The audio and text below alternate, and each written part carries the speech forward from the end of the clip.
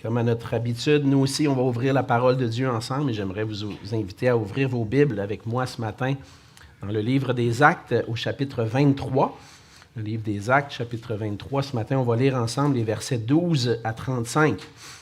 Juste avant de faire la lecture, je voulais vous donner quelques nouvelles de notre frère Amex. Amex, comme vous saviez, plusieurs d'entre vous le saviez, il attendait une opération pour un hernie qui lui donnait beaucoup de douleur. Et puis, cette semaine, il est allé à l'hôpital et puis, par la grâce de Dieu, a pu avoir la chirurgie qui était nécessaire. Donc, mercredi soir, il y a eu cette chirurgie-là qui s'est bien déroulée. Et puis, finalement, Amex est sorti de l'hôpital, a eu son congé vendredi matin.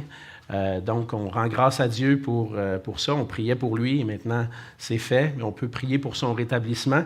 Et puis, Amex m'écrivait hier soir pour vous communiquer sa reconnaissance et il voulait vous dire merci pour tous ceux qui prient pour lui, pour tous ceux qui ont prié et qui continuent de prier pour lui.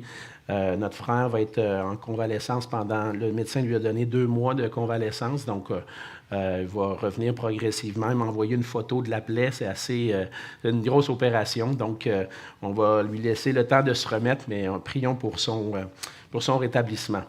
Et puis, je voulais simplement vous mentionner que cette semaine, je vais être, par la grâce de Dieu, à l'école biblique Parole de vie dans la région de Sherbrooke pour enseigner un cours sur la doctrine du Saint-Esprit. Vous m'entendez le dire une fois par année c'est ma 5e année maintenant. Mais je vous invite à prier pour les jeunes de l'école biblique Parole de vie qui ont mis une année de côté pour grandir dans la connaissance de la parole, dans l'étude de la parole, grandir dans le Seigneur. C'est des jeunes souvent entre le secondaire et le cégep qui décident de prendre une année. Et donc, je vais être avec eux de mardi à jeudi et prier que le Seigneur puisse les bénir et puisse aussi garder le voyage cette semaine. Donc, sur ça, on va lire ensemble le texte de ce matin dans Actes chapitre 23 à partir du verset 12. La parole de Dieu dit, « Quand le jour fut venu, les Juifs formèrent un complot et firent des imprécations contre eux-mêmes en disant qu'ils s'abstiendraient de manger et de boire jusqu'à ce qu'ils aient tué Paul. Ceux qui formèrent ce complot étaient plus de 40 et ils allèrent trouver les principaux sacrificateurs et les anciens, auxquels ils dirent, « Nous nous sommes engagés avec des imprécations contre nous-mêmes à ne rien manger jusqu'à ce que nous ayons tué Paul. Vous donc maintenant, adressez-vous avec le Sanhédrin au tribun pour qu'il l'amène devant vous, comme si vous vouliez examiner sa cause plus exactement, et nous, avant qu'il approche, nous sommes prêts à le tuer. » Le fils de la sœur de Paul, ayant eu connaissance du guet-apens, alla dans la forteresse en informer Paul. Paul appela l'un des centeniers et dit, « Mène ce jeune homme vers le tribun, car il a quelque chose à lui rapporter. » Le centenier prit le jeune homme avec lui, le conduisit vers le tribun et dit, « Le prisonnier Paul m'a appelé et il m'a prié de t'amener ce jeune homme qui a quelque chose à te dire. » Le tribun, prenant le jeune homme par la main et se retirant à l'écart, lui demanda, « Qu'as-tu à m'annoncer? » Il répondit, « Les Juifs ont convenu de te prier d'amener Paul demain devant le Sanhédrin, comme si tu devais t'enquérir de lui plus exactement. Ne les écoute pas, car plus de 40 d'entre eux lui dressent un guet-apens et se sont engagés, avec des imprécations contre eux-mêmes, à ne rien manger ni boire jusqu'à ce qu'ils l'aient tué. Maintenant, ils sont prêts et ils n'attendent que ton consentement. » Le tribun renvoya le jeune homme après lui avoir recommandé de ne parler à personne de ce rapport qu'il lui avait fait. Ensuite, il appela 2 des centeniers et dit, « Tenez prêts, dès la 3e heure de la nuit, 200 soldats, 70 cavaliers et 200 archers pour aller jusqu'à Césarée. Qu'il y ait aussi des montures pour Paul, afin qu'on le mène sain et sauf au gouverneur Félix. » Il écrivit une lettre ainsi conçue. « Claude Lysias, au très excellent gouverneur Félix, salut. Cet homme dont les Juifs s'étaient saisis allait être tué par eux lorsque je survins avec des soldats et le leur enlever, ayant appris qu'il était romain. Voulant connaître le motif pour lequel ils l'accusaient, je l'amenai devant leur Sanhédrin. J'ai trouvé qu'il était accusé au sujet de questions relatives à leur loi, mais qu'il n'avait commis aucun crime qui mérite la mort ou la prison. Informé que les Juifs lui dressaient des embûches, je te l'ai aussitôt envoyé, en faisant savoir à ses accusateurs qu'ils ont à s'adresser eux-mêmes à toi, à Dieu. Les soldats, selon l'ordre qu'il avait reçu, prirent Paul et le conduisirent pendant la nuit jusqu'à Antipatris. Le lendemain, laissant les cavaliers poursuivre la route avec lui, ils retournèrent à la forteresse. Arrivés à Césarée, les cavaliers remirent la lettre au gouverneur et lui présentèrent Paul. Le gouverneur, après avoir lu la lettre, demanda de quelle province était Paul. Ayant appris qu'il était de la Cilicie, je t'entendrai, dit-il, quand tes accusateurs seront venus. Et il ordonna qu'on le garde dans le prétoire d'Hérode. On va se courber un instant dans un mot de prière. Seigneur notre Dieu, merci pour ce privilège que nous avons d'étudier ta parole ensemble. Encore une fois, Seigneur, on veut prendre le temps de réaliser le privilège. Ce privilège est tellement précieux. Lorsqu'on pense que pendant des siècles, Seigneur, c'était tellement dispendieux de pouvoir avoir une simple copie des Écritures. Avant que l'imprimerie existe, Seigneur, les gens se rendaient à l'Église et pour entendre la parole, et parfois ce n'était pas même enseigné selon tes principes.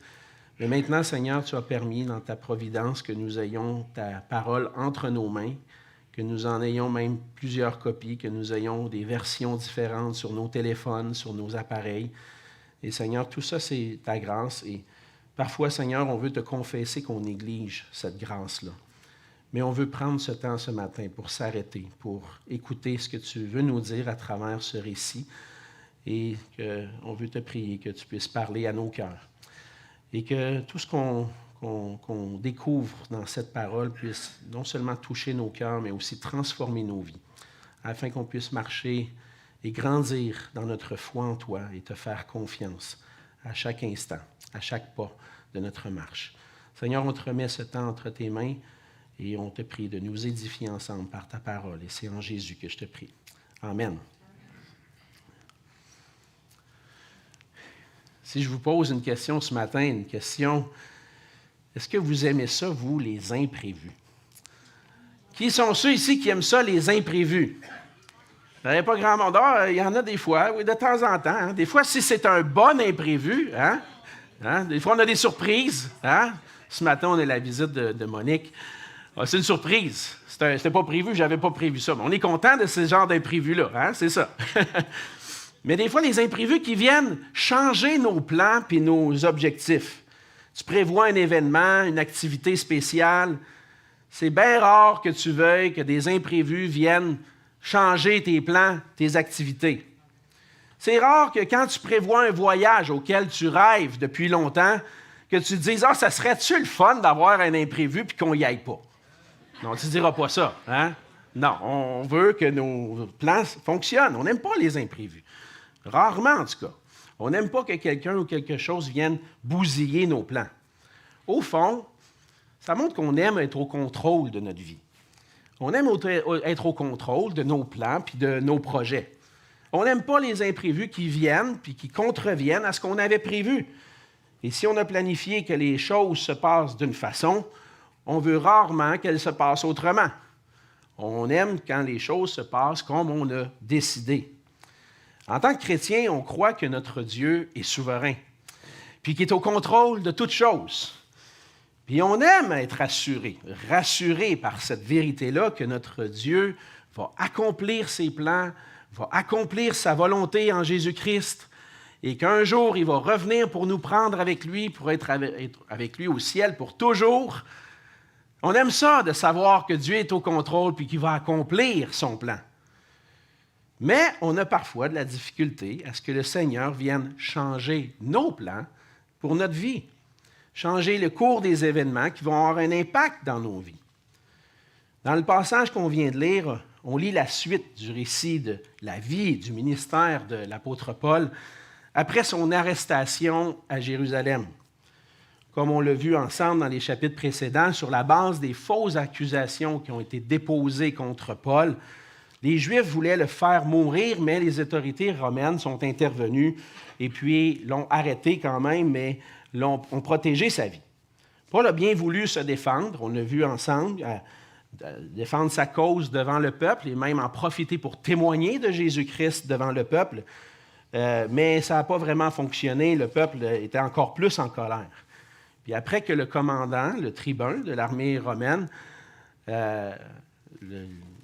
il a voulu le battre pour lui faire connaître, pour que Paul fasse connaître c'est quoi qui se passe, Paul a évoqué son droit de citoyen, et puis finalement, pour que sa cause soit entendue. Et le tribun a voulu que ça se règle, il l'a amené devant le Sanhédrin. Mais devant le Sanhédrin, Paul a déclaré croire à la résurrection de Jésus-Christ. C'est à raison de la résurrection qu'il était présent. Et ça a encore provoqué une discussion parmi les Juifs qui n'a pas abouti à ce que le tribun voulait, savoir de quoi il accusait exactement. Et le tribun a encore une fois intervenu pour protéger Paul et s'assurer que sa cause soit réellement entendue. Et c'est à ce moment-là, comme on a vu dans le dernier passage, verset 11, que le Seigneur est apparu à Paul et que le Seigneur a annoncé à Paul qu'il rendrait témoignage de lui dans Rome. Le Seigneur est venu réconforter Paul au milieu de tout ce brouhaha qu'il y avait et puis lui a dit, tu vas annoncer mon évangile, tu vas aller témoigner de moi à Rome. Et puis le Seigneur a fait connaître son plan à Paul. Mais alors qu'il était gardé par les Romains dans la forteresse, il y a certains Juifs, comme on vient de le lire, qui ont formé un complot contre lui pour le faire mourir. Mais à travers de ce récit-là, on va voir ensemble ce matin, on va apprendre que la méchanceté et les plans des hommes qui s'élèvent contre Dieu sont sans effet, car ils ne l'empêcheront jamais d'accomplir sa volonté. La méchanceté et les plans des hommes qui s'élèvent contre Dieu sont sans effet, parce qu'il n'y a rien qui va empêcher notre Dieu d'accomplir sa volonté. Et on voit ça à travers le passage, entre autres dans les versets 12 à 15. Premièrement, on voit que les hommes peuvent former des plans qui s'opposent au dessein de Dieu. Ils s'opposent au dessein de Dieu dans le sens que ces 40 Juifs-là ont voulu mettre à mort l'apôtre Paul. Ils ont formé ce complot-là et ils l'ont formé même avec les chefs religieux. Ils sont allés rencontrer les principaux sacrificateurs, les anciens du peuple, les dirigeants, les autorités du peuple juif, pour les embarquer dans leur complot. Et puis, selon ce qu'on peut lire, on n'a pas tous les détails, mais ce qu'on peut comprendre, c'est qu'ils n'ont pas refusé d'embarquer dans ce complot-là. Les Juifs on voit dans ces 40 Juifs-là, ils ont formé un complot, puis on voit au verset 12 qu'ils ont fait des imprécations contre eux-mêmes, en disant qu'ils s'abstiendraient de manger et de boire jusqu'à ce qu'ils aient tué Paul. Et le mot imprécation ici, c'est littéralement, c'est un vœu qui appelle la malédiction sur soi. Ces imprécations-là, c'était que je sois maudit, que je meure, qu'il m'arrive, que je sois puni par Dieu même, si je ne tue pas Paul. Puis je vais montrer que je vais tenir ma parole, je ne vais pas manger ni boire, jusqu'à temps qu'il soit mort. C'était une malédiction même contre eux-mêmes. Une malédiction contre eux-mêmes s'ils n'y arrivaient pas à leur fin. C'est un engagement formel de ces 40 Juifs-là de tuer Paul. Et on le voit c'est répété plusieurs fois dans le passage. Et ils se sont adressés aux autorités et pour organiser un guet-apens, et on voit que, dans un sens, il les incite à dire « Faites appeler Paul, allez voir le tribun, faites appeler Paul, puis dites-lui, vous voulez entendre un peu plus sa cause, puis plus exactement, ça s'est mal passé hier, on va essayer que ça se passe mieux aujourd'hui. Jouez du violon.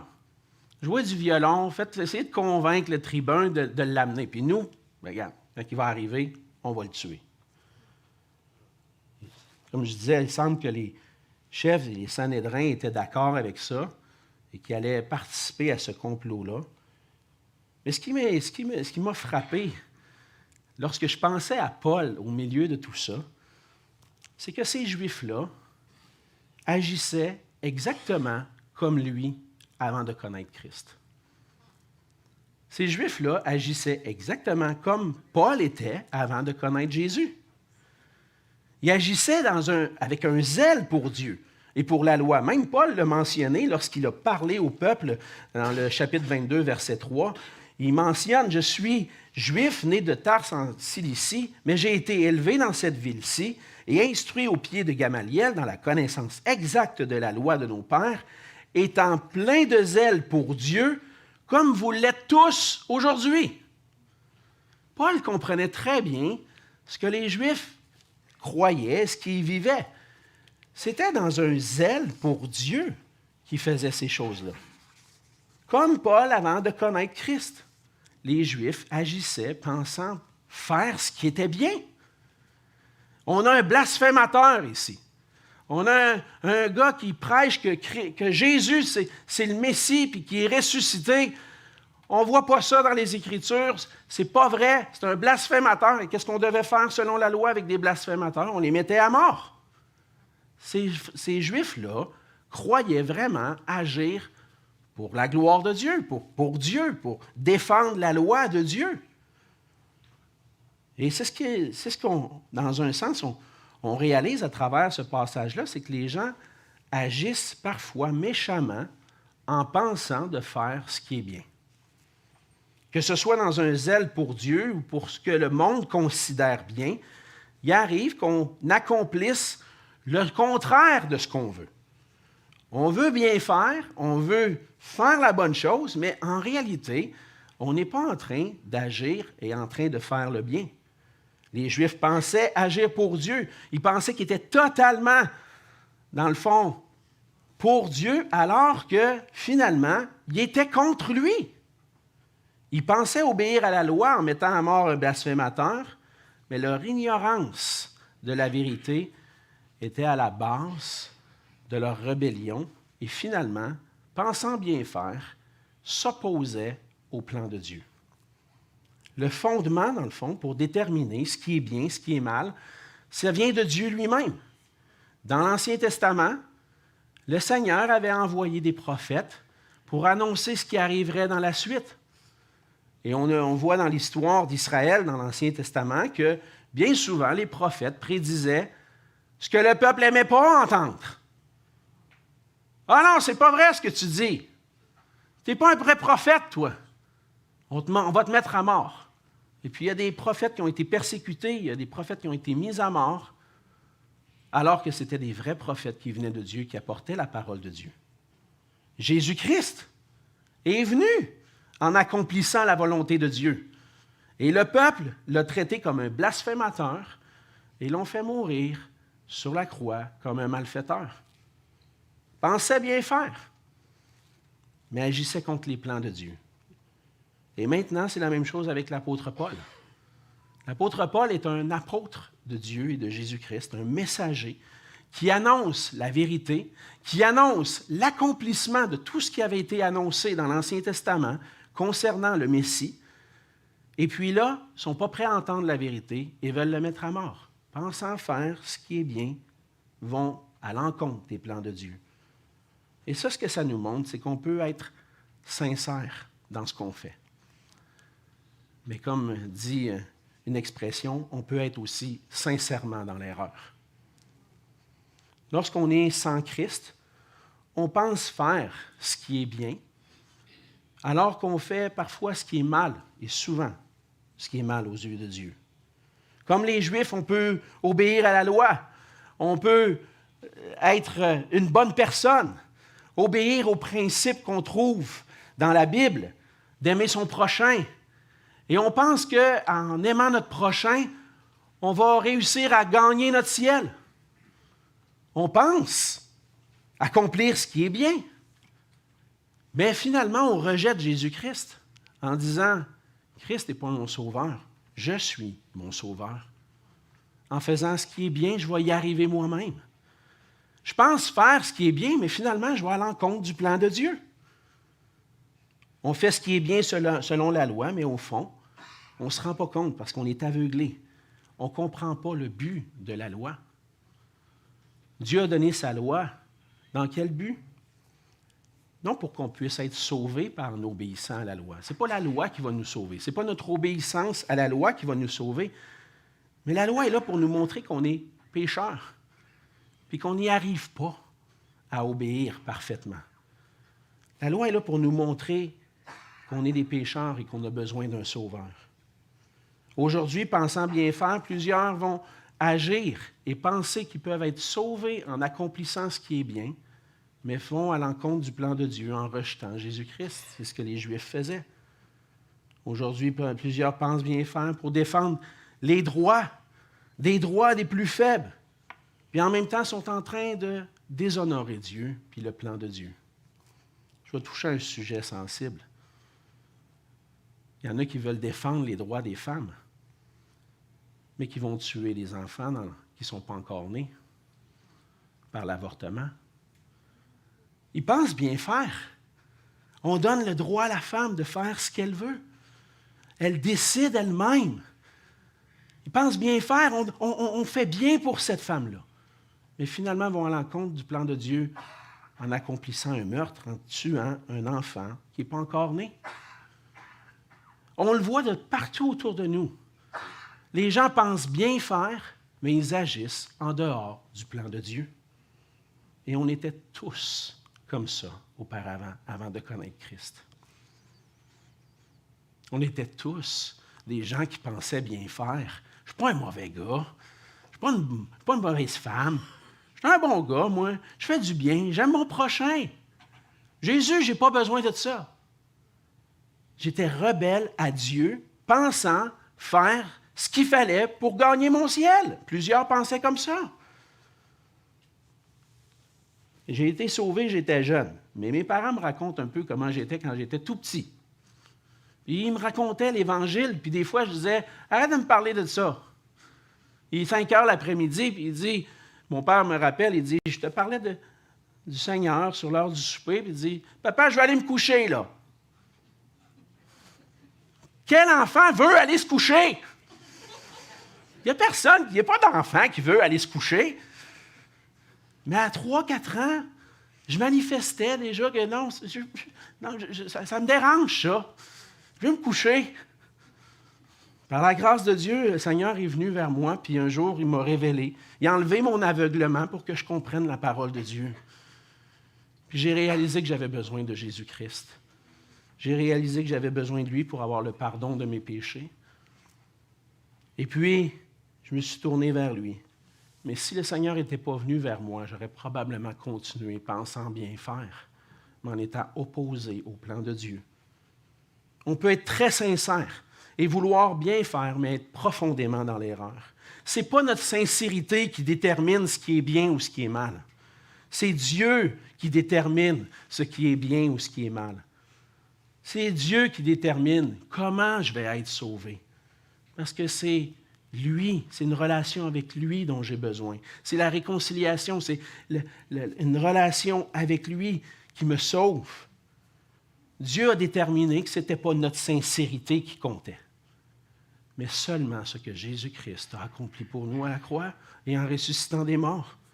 Jésus est le seul moyen de salut.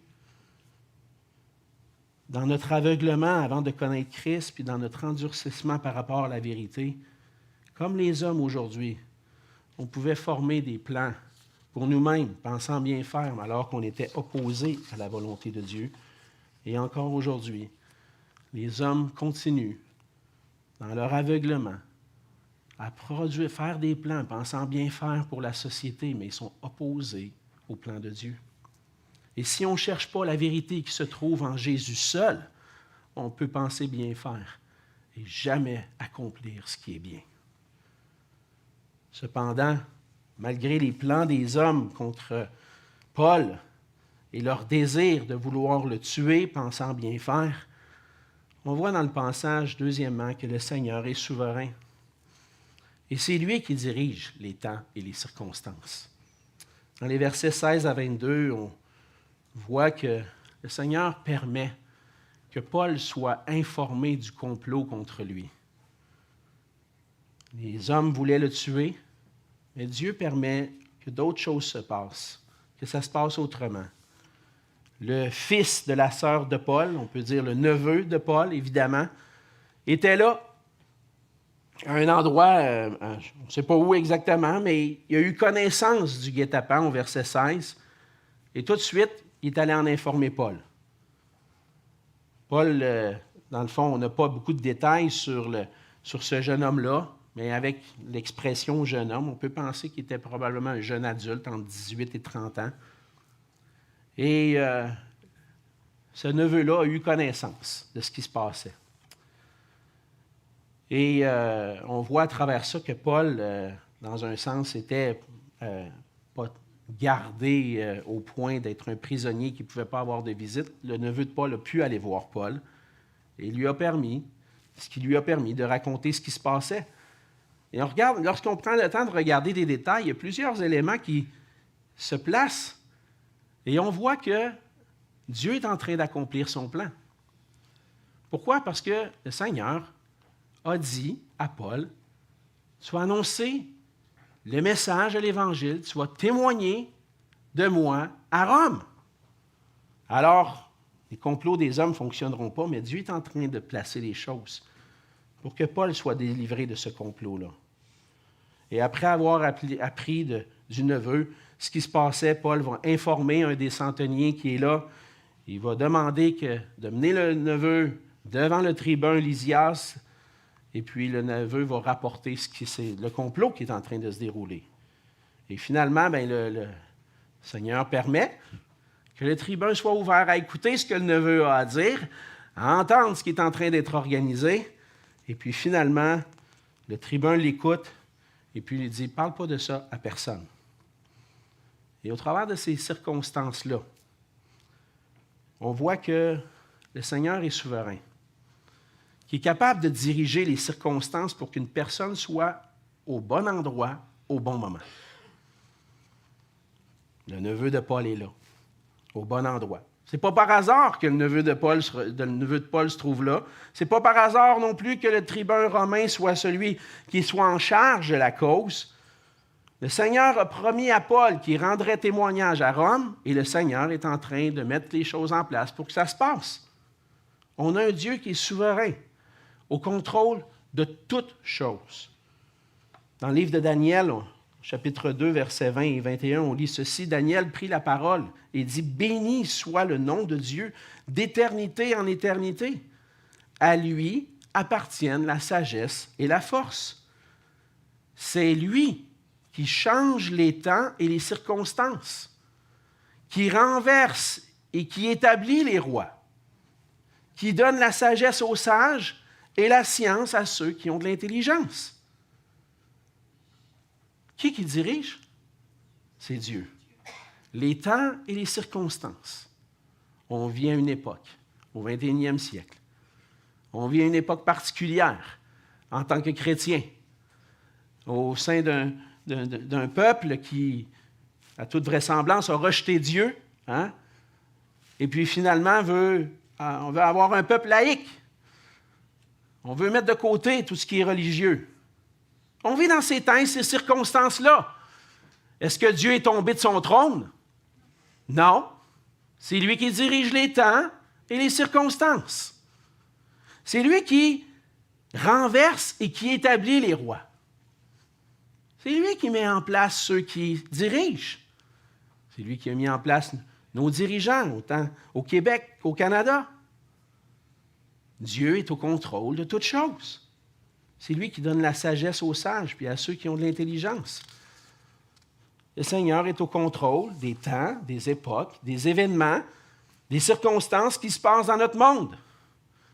Puis les imprévus qui nous arrivent viennent de Dieu, qui les permet dans nos vies. Hein? C'est lui qui établit ce qui va se passer, ce qui va se dérouler. C'est lui qui établit ceux qui sont au pouvoir présentement. Le Seigneur a permis, dans le cas de Paul, que des gens soient placés au bon endroit, au bon moment, pour que Paul demeure en vie, parce que Dieu avait un plan pour Paul. Et de la même façon, le Seigneur continue de diriger les événements pour nos propres vies. On pourrait dire, ouais, mais si Dieu est au contrôle, pourquoi il n'a pas empêché les Juifs de faire le complot? Hein? S'il avait empêché les Juifs de faire un complot, ça n'aurait pas été si dur que ça. Là. Finalement, il n'y en aurait pas eu. Paul aurait été correct. Non, Dieu permet les choses. Il a permis qu'il y ait un complot. Il a permis que ça se passe. Pourquoi? Je n'ai pas toutes les réponses. Mais mon petit doigt me dit, ou la parole me dit, je vais dire plus comme ça, hein, c'est ça, qu'il fait toutes choses pour sa gloire. Alors le Seigneur permet que les Juifs forment un complot. Pourquoi? Ben, Dieu va se glorifier à travers ça. Il a permis que ça se passe. Et il a permis que le neveu de Paul soit là, que le tribun soit ouvert à entendre, que le tribun prenne la bonne décision. Et au travers de ce complot, le Seigneur montre que les plans des hommes ne peuvent l'empêcher d'accomplir sa volonté. Il est en train de se glorifier à travers ça. Et le Seigneur veut se glorifier à travers nos vies. Et donc, on peut lui faire pleinement confiance. Et on doit faire confiance à celui qui est souverain, pleinement souverain. Pour plusieurs, la doctrine de la souveraineté et de la providence de Dieu est celle qui est la plus difficile à accepter. C'est dur d'accepter qu'un Dieu qui règne, puis qui dirige, qui gouverne le monde, qui dirige les temps, les circonstances, qui établit les rois, etc. Pourquoi on n'aime pas penser? Pourquoi on n'aime pas ça, cette doctrine-là? Pourquoi on n'aime pas la doctrine de la souveraineté de Dieu? On n'aime pas penser qu'on n'est pas entièrement libre de ce qui nous arrive. En réalité, on aime ça penser qu'on est libre, qu'on est entièrement libre. Il n'y a rien qui peut m'empêcher de faire ce que je veux. On aime ça penser comme ça.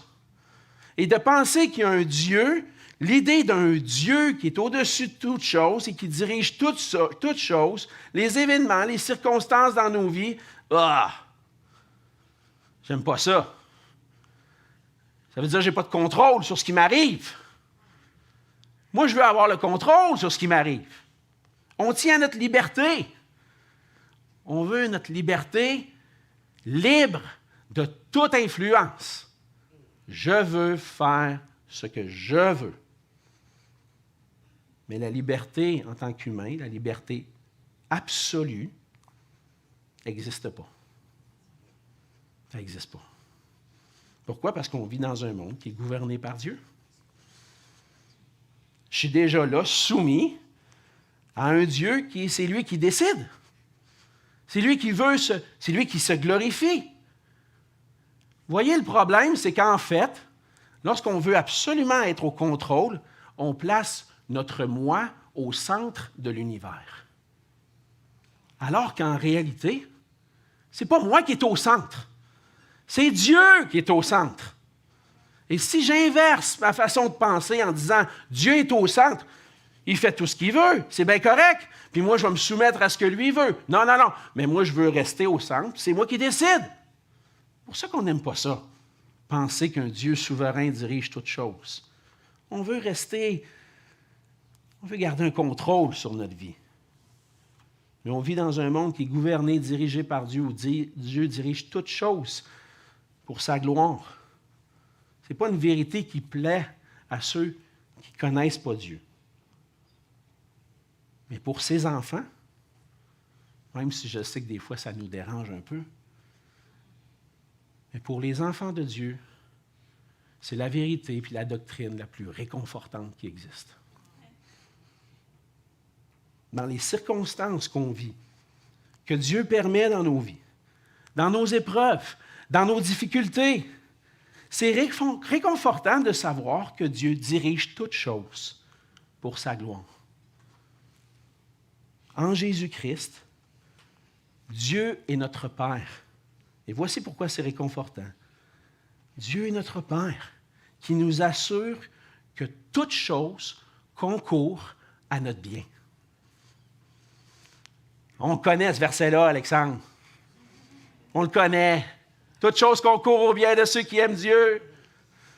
Ah oui, hein? Mais quand le malheur arrive, est-ce que tu y crois vraiment?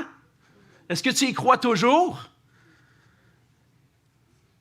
En Romains 8, 28. Et les suivants, parce que je pense c'est Paul qui s'exprime dans Romains. Et puis, il va mettre la persécution à l'intérieur de cette vision-là. Nous savons du reste que toute chose concourt au bien de ceux qui aiment Dieu, de ceux qui sont appelés selon son dessein. Un peu plus loin, il continue en disant, « Qui nous séparera de l'amour de Christ? Sera-ce la tribulation, ou l'angoisse, ou la persécution, ou la faim, ou la nudité, ou le péril, ou l'épée? » Est-ce qu'il y a quelque chose qui va me séparer de l'amour de... Dans tout ce qui pourrait m'arriver, là. Hein? Les épreuves, la persécution, j'ai faim, j'ai rien à boire, j'ai rien à manger, j'ai rien pour me vêtir, ma vie est en péril, je peux mourir par l'épée, je peux me faire tuer. Y a-t-il quelque chose qui va me séparer de l'amour de Dieu? Non. Verset 38. Car j'ai l'assurance que ni la mort, ni la vie, ni les anges, ni les dominations, ni les choses présentes, ni les choses à venir, ni les puissances, ni la hauteur, ni la profondeur, ni aucune autre créature ne pourra nous séparer de l'amour de Dieu manifesté en Jésus-Christ, notre Seigneur. Si Dieu n'est pas souverain, ça ne peut pas s'accomplir. On a besoin de la souveraineté de Dieu pour que ce verset-là puisse s'accomplir et qu'on puisse avoir cette assurance-là qu'il n'y a rien qui va nous séparer de son amour. Il peut permettre des épreuves dans nos vies. Toute chose arrive pour notre bien et pour sa gloire. Cette vérité-là a besoin de descendre profondément. Parce que la journée où je vais perdre mon emploi, ou que je vais vivre un conflit, ou qu'on va m'annoncer que j'ai une maladie grave, ou qu'un être cher que j'aime beaucoup est décédé, je vais avoir de la difficulté à penser comme ça. Ma chair va revenir et elle va dire, pourquoi Dieu fait ça?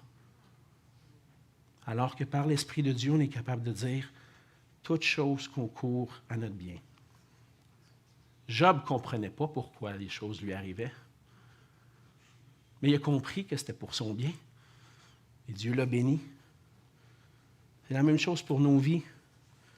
Quoi qu'il nous arrive, puis peut-être que tu es dans une épreuve que tu te dis, je ne sais pas comment ça va finir, cette situation-là. Ça fait des semaines, des mois que ça dure. Comment ça va finir, ça? Je ne sais pas. Puis je ne comprends pas pourquoi Dieu permet ça dans ma vie. Fais confiance à la parole de Dieu. Fais confiance au Seigneur qui dit, il n'y a rien qui va me séparer de mon amour pour toi. Et le fait que de savoir que le Seigneur est souverain, que c'est lui qui dirige les temps et les circonstances, et qu'on lui appartient, c'est le plus grand réconfort qu'on peut avoir. Dans la situation, Dieu a dirigé les événements. Dans la situation de Paul, Dieu a dirigé les événements pour que son plan s'accomplisse. Il a protégé Paul dans tout ça, mais Paul était prêt à tout. Paul était prêt à tout. Mais le Seigneur a dirigé les choses pour qu'il soit délivré. Et à la fin, on voit dans les versets 23 à 35 que le Seigneur a le pouvoir de tout faire pour que sa volonté s'accomplisse. Et donc, tout ce qui va arriver dans la suite, à partir depuis justement l'arrestation de Paul, tout ce qui se passe, c'est pour que la volonté de Dieu s'accomplisse dans la vie de Paul. Et on va voir que cet événement-là n'empêche pas la volonté de Dieu de s'accomplir. Ça va même contribuer au plan de Dieu. Parce que le tribun Lysias fait transférer Paul à Césarée pour paraître devant le gouverneur Félix. Alors, le tribun n'avait pas toute l'autorité pour pouvoir mener un procès, donc il va le mener devant le gouverneur qui, lui, a cette autorité-là. C'est lui, à Césarée, c'était la capitale, là où les affaires romaines étaient gérées pour la province de la Judée et pour la Cilicie aussi, parce que Paul venait de la Cilicie. Et donc, on voit que le tribun transfère Paul à Césarée pour paraître devant Félix. Et regardez l'armée qui suivait Paul. Hey, 200 soldats, 70 cavaliers, 200 archers pour aller jusqu'à Césarée pour amener Paul. 470 soldats. Mon ami, c'est incroyable. Paul était-tu protégé? Je pense que oui. Paul était protégé. En même temps, je pense que le tribun, lorsqu'il entend parler d'un complot, il sait que ce complot-là peut faire des petits parmi le peuple, puis il prépare pour être certain qu'il n'y a rien qui arrive à Paul. Et donc, il va écrire une lettre, il va s'adresser au gouverneur Félix, qui était là pendant ces années-là. Et dans sa lettre, le tribun va expliquer clairement, c'est ce que je remarque, il dit « J'ai trouvé qu'il était accusé au sujet, verset 29, au sujet de questions relatives à leur loi, mais qu'il n'avait commis aucun crime qui mérite la mort ou la prison. » Il n'a rien commis, il n'a pas commis de mal. Les Juifs l'accusaient faussement. C'était des fausses accusations contre Paul. Puis le tribun n'a pas trouvé de crime chez Paul. Comme Jésus, qui a été livré sur des fausses accusations. Quel mal a-t-il fait? Il n'a pas fait de mal. Pas la même chose. Il n'avait pas commis de blasphème contre la loi. Au contraire, ce qu'il enseignait était conforme à la loi, parce que la loi annonçait ce que Christ allait accomplir. Et même si les Juifs l'accusaient faussement, Paul était innocent. Et là, Paul est innocent, mais il se fait arrêter. Il n'y a rien à se reprocher. Mais le Seigneur agit toujours pour que sa volonté s'accomplisse. Et comme on l'a vu, Paul était appelé à aller à Rome. Et dans la suite, Paul va être conduit devant Félix, le gouverneur qui est là à cette époque-là, aux alentours de 57. Et puis Félix va gouverner jusqu'en 59 et il va mettre Paul en prison. On va voir ça ensemble pendant 2 ans. Il ne s'occupera pas vraiment de la cause. Il va vouloir plaire aux Juifs. Paul va demeurer en prison pendant 2 ans.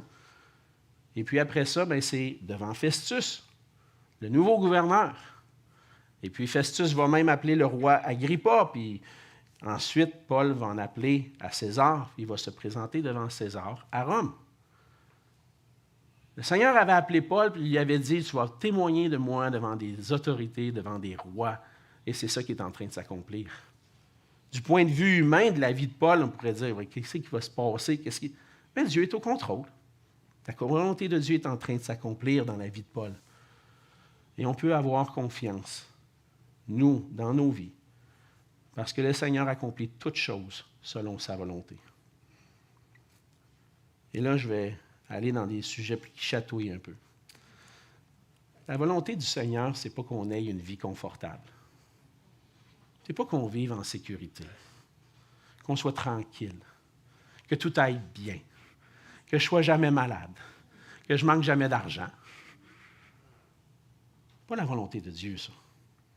Premièrement, dans le Nouveau Testament, ce que je vois, c'est que la volonté de Dieu, c'est que le nom de Christ soit annoncé.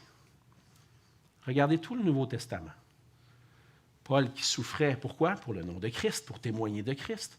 Les apôtres ont souffert pour témoigner de Christ. Les chrétiens étaient persécutés parce qu'ils témoignaient de Christ. C'était la volonté de Dieu. La volonté de Dieu, ce n'est pas que tout aille bien, puis que j'ai rien à craindre. La volonté de Dieu, c'est qu'on annonce Jésus-Christ. Et des fois, c'est à travers la souffrance qu'on témoigne de lui. Parce que lui a souffert pour nous. Témoigner de Jésus-Christ peut passer par la souffrance. Et comme je l'ai dit, la volonté de Dieu, ce n'est pas premièrement notre sécurité, notre confort dans cette vie, mais que son évangile soit annoncé. Ça ne veut pas dire que le Seigneur ne nous promet pas la sécurité, le confort, la joie, la richesse pour l'éternité à son retour. Mais ici-bas maintenant, la priorité de la volonté de Dieu, c'est Christ annoncé pour que des gens soient sauvés et des disciples soient formés, des ouvriers soient envoyés. C'est ça la volonté de Dieu. Tu cherches la volonté de Dieu dans ta vie, c'est ça le plan de Dieu, premièrement. Alors, tu dois te dire, comment je vais organiser ma vie pour rentrer dans la volonté de Dieu et entrer dans cette mission-là? Est-ce que ça va être parce que le Seigneur m'appelle et il m'envoie? Est-ce que c'est parce que le Seigneur me donne un don pour enseigner? Ou est-ce que c'est pas parce que je travaille puis je vais contribuer à ce que l'Évangile soit propagé à travers le monde? C'est ça la volonté de Dieu. La volonté de Dieu, c'est pas que je sois dans une vie confortable. Oui, le Seigneur peut te bénir. Puis, je viens d'une famille où le Seigneur a béni énormément. Mais ce n'est pas ça le but. Le but, c'est l'Évangile, d'annoncer Christ. Alors, au milieu de nos épreuves, si le Seigneur permet nos épreuves, ce n'est pas parce qu'on n'est pas des bons chrétiens. Ça peut arriver des fois que le Seigneur permette une épreuve pour nous faire réfléchir, à nous amener à la repentance. Mais ce n'est pas juste pour ça. On peut souffrir simplement parce qu'on est chrétien. L'épreuve, c'est juste parce que je porte le nom de Christ. Je peux être en l'épreuve. Alors, il ne faut pas se culpabiliser et dire « Je ne suis pas un bon gars parce que le Seigneur permet une épreuve dans ma vie. » Ou « Je suis persécuté, Seigneur, pourquoi ça l'arrive? » Non, ça va arriver. Tous ceux qui vivent pieusement en Jésus-Christ vont être persécutés. C'est ce que Paul dit à Timothée. Ça va arriver. Donc, je dois me préparer à ça. Et comment je me prépare? En étant affermi dans la parole de Dieu. Ce que le Seigneur dit, c'est vrai. Je peux faire confiance à sa parole. Et quand j'ai les deux pieds ancrés sur le rocher, sur Jésus-Christ, sur sa parole, je n'ai pas besoin de comprendre pourquoi le Seigneur permet ça dans ma vie. Je suis sur le rocher. Il va venter, ça va brasser, ça ne va pas bien aller. Je suis sur le rocher, le Seigneur est souverain, je suis dans sa main, il n'y a rien qui va me séparer de lui, puis je continue d'avancer. C'est comme ça que ça fonctionne. Et on n'a pas besoin de comprendre. On a besoin d'accepter joyeusement que le Seigneur puisse le permettre. Vous voyez comme un sujet de joie les diverses épreuves. C'est un sujet de joie. Oui, mais pourquoi? Je fais confiance à Dieu. Je témoigne de Christ dans ma vie quand je suis dans l'épreuve. Si le Seigneur permet la souffrance dans nos vies, dans les vies qui sont consacrées à la mission, c'est pour qu'on l'accepte et qu'on attende de voir qu'est-ce qu'il va faire à travers ça. Puis de voir sa main qui vient nous secourir. Au milieu de nos épreuves, de nos difficultés, on vit pour la gloire de Dieu et on s'en remet à celui qui est au contrôle de toutes choses. Donc, Paul vivait les épreuves à travers son ministère, d'être emprisonné, d'être trimballé devant un tribunal, puis après devant l'autre. Parce que les hommes méchants veulent s'opposer à Dieu. Mais ce qu'on a vu ensemble ce matin, c'est que la méchanceté et les plans des hommes qui s'élèvent contre Dieu sont sans effet. Car il n'y a rien qui va l'empêcher d'accomplir sa volonté. Et comme on l'a mentionné, pour les enfants de Dieu, la souveraineté, la providence de Dieu, c'est un grand réconfort. Mais si tu n'appartiens pas au Seigneur, c'est sûr que ça peut te déranger. Naturellement, on n'aime pas penser qu'il y a un Dieu qui dirige tout. On n'aime pas penser qu'on n'est pas totalement libre. Mais ce qu'on doit chercher, ce n'est pas ce qui nous fait plaisir, c'est la vérité. Qu'est-ce qui est vrai dans ce monde? Et cette vérité-là se trouve dans la parole de Dieu en Jésus-Christ. Oui, Dieu est souverain et il dirige toutes choses. Et dans sa bonté, il a mis son plan à exécution en envoyant Jésus-Christ venir mourir sur la croix pour nos péchés. C'était la volonté de Dieu que son Fils serait livré à la croix pour nous. Dieu a accompli son plan. Il est intervenu dans l'histoire de l'humanité pour qu'on puisse être réconcilié avec lui. Puis pour ce que, quand ça ne fait pas notre affaire, que ça puisse être maintenant, j'aime la souveraineté de Dieu. Parce que mon âme a été renouvelée, transformée, pardonnée par Jésus-Christ. Et maintenant, comme enfant de Dieu, on peut avoir confiance en Dieu. Tout ce qu'il fait est bon et parfait. Puis il n'y a personne qui va l'empêcher de faire ce qui lui plaît ou d'accomplir son plan pour nous. Dans nos épreuves, apprenons à lui faire pleinement confiance, en venant à lui dans la prière et en attendant son secours. Quel que soit le plan des hommes, Dieu va accomplir son plan. Il va prendre soin de nous et on va être avec lui pour toujours. Prions.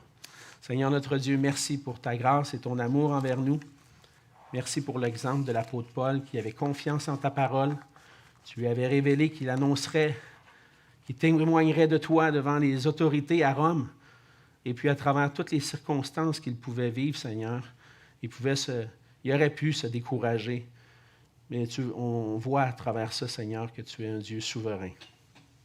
Que c'est toi qui dirigeais les circonstances pour qu'il soit amené à Rome pour témoigner devant César et témoigner devant les autorités de ton nom. Témoigner que les rois de ce monde sont soumis à un roi des rois, à un Seigneur des seigneurs, qui c'est toi, Jésus-Christ.